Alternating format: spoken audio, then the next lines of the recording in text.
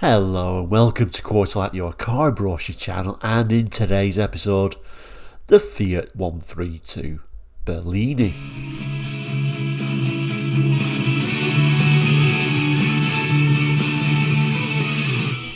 Hello and welcome back. Now if you're new to Quarterlight, we're a car brochure channel here on YouTube, looking at car brochures from around the world for the 60s, 70s, 80s and 90s. And even sometimes beyond that as well. So if you're interested in cars, car brochures, looking back at cars gone by, then please do consider subscribing. It is all completely free. Anyway, back to today's episode. This episode was first aired on a Saturday. Saturdays we tend to look at special editions and limited editions of various different makes and model of car. Today is no different. The Fiat 132 Bellini limited edition. And these were kind of like the flagship of the Fiat range at the time, and in fact the Bellini version was the flagship, or at least the most expensive version of the 132 back then, which is, in this brochure, it's 1979. So let's throw that on the brochure and have a look at it. Throw it on the board is what I meant to say, not throw it on the brochure. And in fact, just thinking then, kind of like remind me of a comment I've received recently. I say the word brochure too much. Weird comment, as this is a channel on about car brochures, but we do get some strange comments from now and again, but it did make me laugh. Anyway, yes, the Fiat 132, the flagship of the Fiat range. This is a UK brochure, and I always think the UK buying public didn't really understand Fiat big cars. I think we kind of like got the idea of small Fiats, and we liked small Fiats. We never really understood the large Fiats for whatever reason. But of course, this is the 70s. Fiat had a big issue with rust. The 132 was no exception, so I would imagine this will be a very rare car in the UK today. I'd be surprised if there's any in the UK, to be honest with you. I'm sure there is some rather nice left-hand drive examples in some warmer climates, but the UK and Fiat didn't really get on too well in the 70s. Like I said, this brochure is from 79. I do also have a price list which came with it, which is dated 1980, so maybe somebody was looking at Fiats in 1980 by the looks of it. But certainly an unusual limited edition, this one. If I just zoom in, there it is. And I must admit, I did quite like the Fiat design language for the larger Fiats at this time, to be honest with you. I always quite like the design of the Mirafiora. I like the Strada too, actually, designed by robots. And this is certainly, there were a few Stradas, there was a few Mirafioras, but like I said, the larger the Fiat got, the less common they were. And like I say, I think the 132 was probably the rarest, or the least sold in the UK at this time. And actually, they weren't exactly a cheap car at this time either. But like I said, we'll look at the price list later. Let's open the brochure up. So here is today's brochure. Don't worry, it's a little bit blurry, but I'll zoom in on a moment. It starts with a little bit of an introduction and then a nice interior shot on them. Seats do actually look very comfortable, but we'll start with the text and see what it's got to say for itself. So the new Fiat Bellini, a limited edition 132, 2 litre for the discerning motorist who seeks a highly individual car. A striking black body with silver coach lines set off newly designed alloy road wheels. Under the bonnet, the well-proven 132 engine, a powerful 2 litre which develops 112 bhp at 5,600 rpm and reaches a top speed of 105. Inside, the atmosphere is stylish and refined, with luxurious velour seats in a smart two-tone brown check, and an impressive list of standard equipment, including a factory-fitted sliding steel sunroof. This is a car of outstanding quality, offering excellent value for money. The 132 Bellini, another great classic from Italy. Here we have a little bit of a look at the interior. Let's just zoom in a little bit further. Because these velour seats, I think, are the main thing on this image, they do look rather nice and very comfortable. Even got rather nice head restraints in there. But overall, I would like to have a sit in that, because overall I think that's a very comfortable looking seat. unusual little opera glasses and gloves in there for whatever reason, but certainly a nice looking seat for late 70s, I would say. So rather unusually, actually, this brochure opens quite unusually now. So we've got a flap that opens here, a second flap over here which opens again to make a very sort of long page and a nice big picture of this particular Bellini. But we'll set the page up right and then we'll have a little bit of a look and a talk about it. So when we open it, we get greeted with a really nice image, aren't we? It looks absolutely fantastic from the side in this black. I'm sure when they were brand new, they would have certainly turned a few heads if you turned up in this. It's just, sadly, the rust issues were the main problem. Amazing alloy wheels. They look something special. Big rubbing strips going down the side. And then overall, I think it almost BMW vibes. Has anyone seen that from that front end? But I'm getting them sort of vibes. Apologies for all the reflections. I always find black cars are quite a difficult colour to actually get on camera. But an interesting styled car. And I think you would certainly get a second look if you turned up in that car with that sort of shine on that black. It looks amazing, doesn't it? Quite a special car for sure. The text on here says... Well, actually, the text is actually referring to these images, so I'll zoom in on the images and read the text while the camera's pointing at the picture, I think. This image is telling us that the dash incorporates a high-precision quartz clock and a comprehensive panel of warning lights, both situated for easy reading. But an interesting looking dash, isn't it? Something certainly a little bit unusual.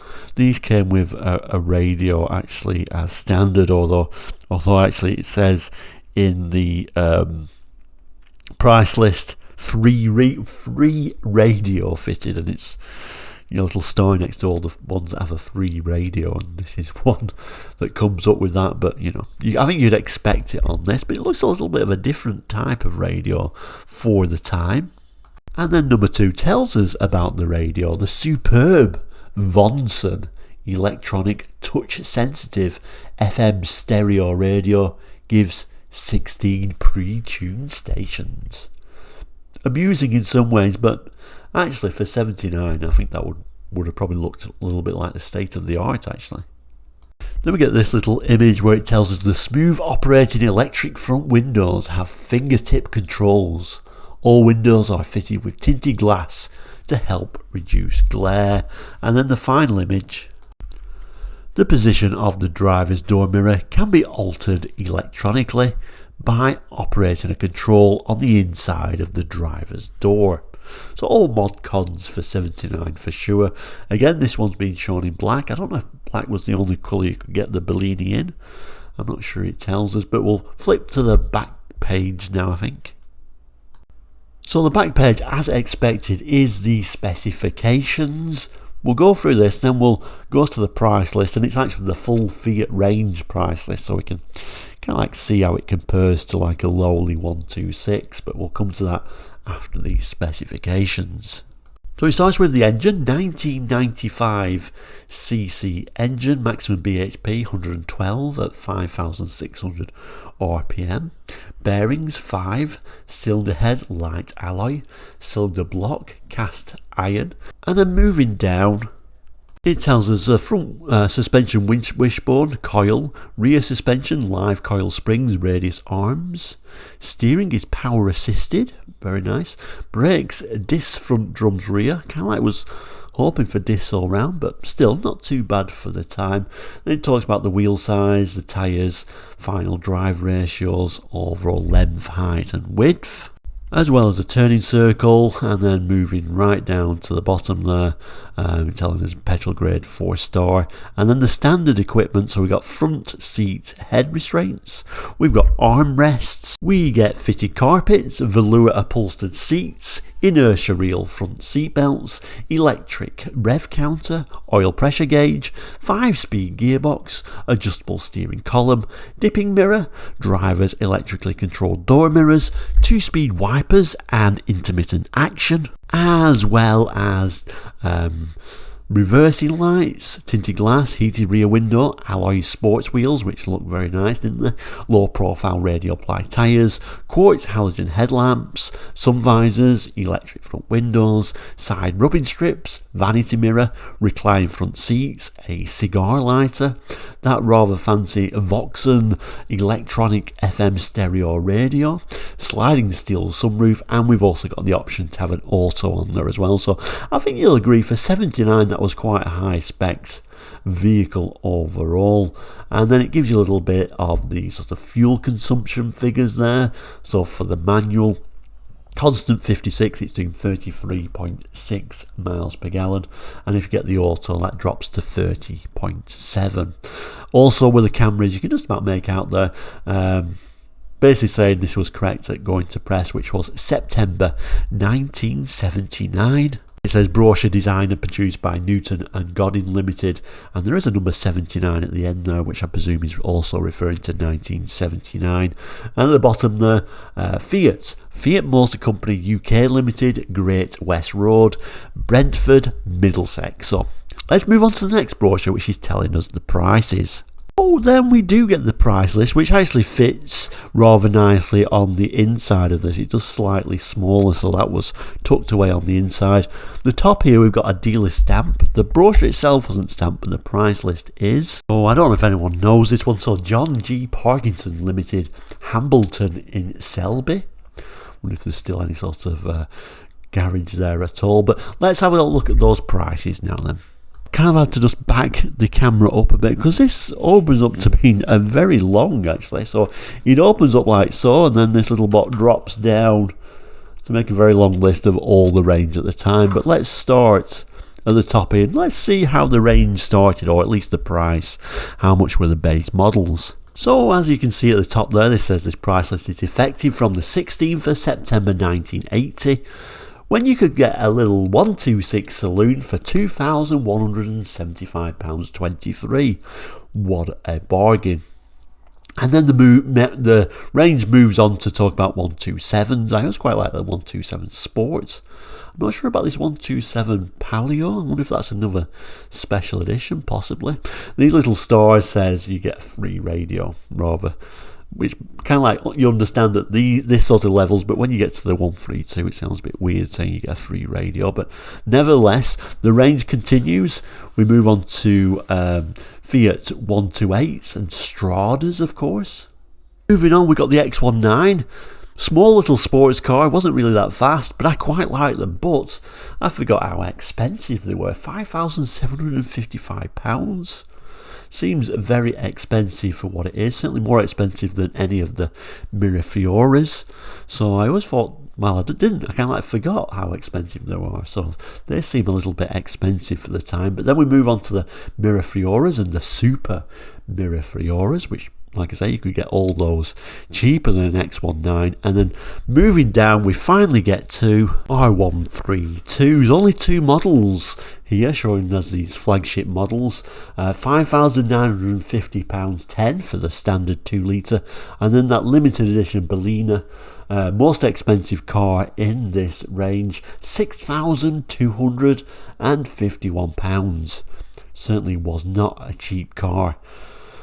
How long did they last in the rain in the UK? Probably not very long. I think you may have regretted spending that, but what a lovely car. I'm sure in the warmer climates they would have been a nice sort of car to own for sure. Just for anyone who's interested, it's also showing the vans there. So the 127 is there, 2,978, those little vans. The Amigo, 5,353, and those, I think we've actually covered these on this channel actually. The 900T City van was £3,098. We've also got the little Fiat address there at the bottom.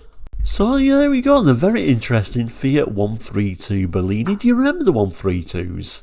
Do you remember how much rust they got in no time at all in the UK? But nevertheless, I think they're a very interesting car. Never driven one, but I'm sure they were that little bit different. But a lot of specifications on that car, but quite an expensive car for 1979. But thank you so much for watching Quartz Light and your limited edition Bellini. We'll end as we always do by saying thank you so much for watching Quarterlight on the Fiat 132. If you've not done already, please do consider subscribing. It is all completely free. But thank you so much. Hope you enjoy the rest of your weekend, or whatever day you're watching this on. I hope your day is going well. So thank you so much. Please do take care. We'll see you very soon, and goodbye.